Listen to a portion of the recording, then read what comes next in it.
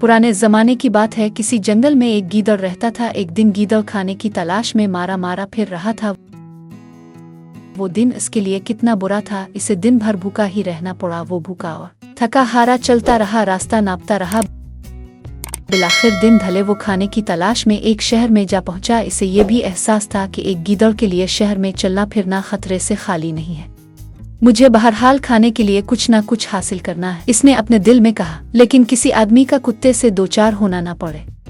अचानक इसने खतरे की वो महसूस की। कुत्ते भौंक रहे थे। वो जानता था कि वो इसके पीछे लग जाएंगे। वो डर कर भागा, लेकिन कुत्तों ने इसे देख लिया और उसके पीछे दौड़ पड़े। कुत्तों से पीछा छुड़ाने के लिए गीदड़ तेज भागने लगा, लेकिन कुत्ते इसके करीब पहुंच गए। गीदड़ जल्दी से एक मकान में घुस गया। ये मकान एक रंगरेज का था। मकान के सहन में नीले रंग से भरा हुआ एक टब रखा हुआ था। भागते हुए गीदड़ का पांव फिसला और वो नीले रंग से भरे इस टब में गिर गया। कुत्तों ने गीदड़ को ढूंढने की बहुत कोशिश की, मगर उसका कहीं पता नहीं चला। गीदड़ बुरी तरह घबराया हुआ था। वो इस वक्त तक टब में छुपा रहा जब तक इसे कुत्तों के चले जाने का यकीन ना हो गया। फिर वो आहिस्ता आहिस्ता टब से बाहर निकल आया। गीदड़ ने देखा कि इसके पूरे जिस्म पर नीला रंग चढ़ गया था। वो परेशान हुआ कि अब क्या करे। इसने सोचा कि इससे पहले कि कोई आदमी या कुत्ता दोबारा देख ले, जंगल वापस चलना चाहिए। जल्दी जल्दी जंगल वापस आया।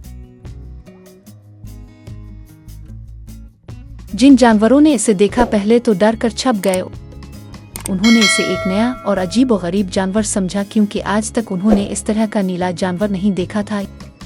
यहाँ तक कि दूसरे गीदड़ भी इसे बिल्कुल न पहचान सके।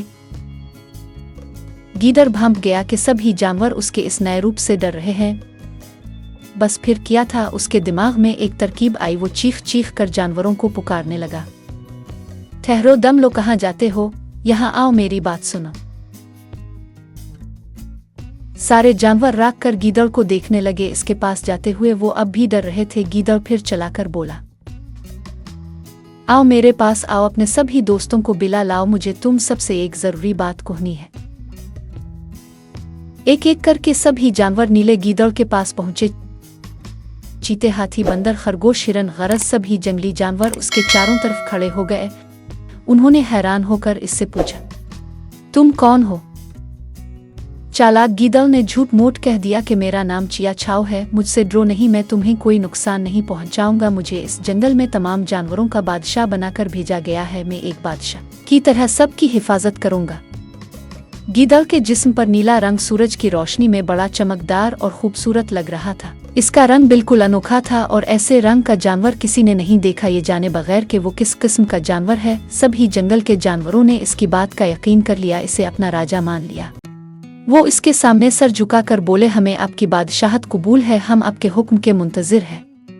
नीले गीदड़ ने कहा, तुम्हें अपने बादशाह की अच्छी तरह देखभाल करनी होगी। तुम मुझे ऐसे खाने खिलाया करो जो बादशाह खाता है। जरूर हुजूर वाला, सभी जानवरों ने एक ही आवाज में कहा।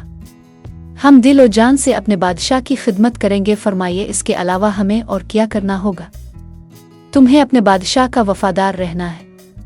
नीले गीदड़ ने जवाब दिया, तभी तुम्हारा बादशाह तुम्हें दुश्मनों से महफूज रख सकता है। जंगल के जानवर इस गीदड़ के लिए किस्म किस्म के मजेदार खाने लाने लगे और उसकी खातिर मुदारात करने लगे। गीदड़ अब बादशाह की तरह रहने लगा। गीदड़ को कहीं भी जाना होता तो वो एक हाथी पर बैठ कर जंगल में निकलता। इसके दोनों तरफ मुहाफिजों के तौर पर शेर चलते थे। सब जानवर रोजाना इसकी खिदमत में हाजिर होकर इसे सलाम करते, अपनी मुश्किलें इसे बताते। बादशाह उनकी बातों को सुनता और उनकी मुश्किलों का हल बताता। एक दिन गीदड़ राजा तमाम जंगली जानवरों के साथ जंगल का मुआयना करने निकला और चलते चलते गीदड़ों की वादी के करीब पहुंचा तो इसे दूर से कुछ शोर सुनाई दिया। ये गीदड़ के गौल की आवाज थी। गीदड़ की ये फितरत होती है कि वो चांद देखकर चीखना और आवाजें निकालना शुरू कर देते हैं और दूसरे गीदड़ भी उनकी आवाजों में आवाज मिलाकर चीखते हैं।